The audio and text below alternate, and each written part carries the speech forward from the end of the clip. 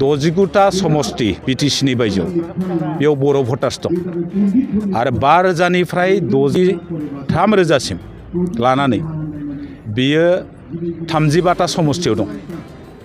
आरो 10,000नि बांसिन थानाय समष्टिफ्रा फ्राय 25सो समष्टियाव बर' भटार्स दं आरो जों साननानै मोनदों 5,90,000नि बांसिन फ्राय 6 लाख भटार्स बर'फ्रा दङ आरो जों सानदों नैबे फैगौ बेलायाव जोंनि माखासे मोननोब्ला दाबि दावहाफोरखौ जाफुंहोनोब्ला जों जयैनो थानांगौ आरो मोनसे इउनाइटेड पलिटिकेल स्ट्रांगल खालामनायनि गेजेरजों नैबे बिसायख'थिफ्राव जयै बाहागो लानायनि गेजेरजों जों मोनसे जोंनि जेब्ला हास्थायनाय जोंनि लुबैनाय जोंनि दाबिफोरखौ जों जाफुंहोगोन हागोन होननानै जोङो आसा खालामो। जिहेथु जों बिटिसिनि बायजोआव 10 लाखनिबो बांसिन बर' सुबुं दं आरो बे 10 लाख बर' सुबुंनि जिबिलाक जोंनि रांखान्थि जौगानाय सामाजिक भाबै जों रैखाथि मोननाय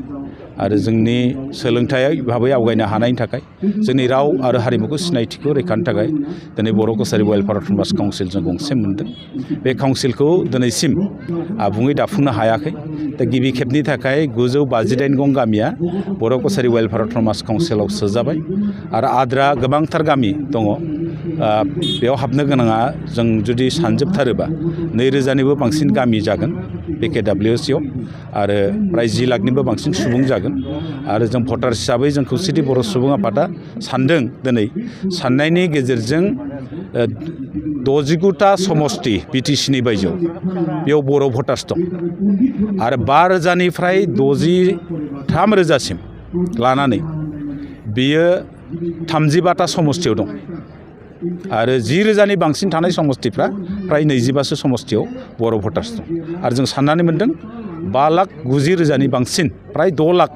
भटार्स बर'फ्रा दङ आरो जों सानदों नैबे फैगौ बेलायाव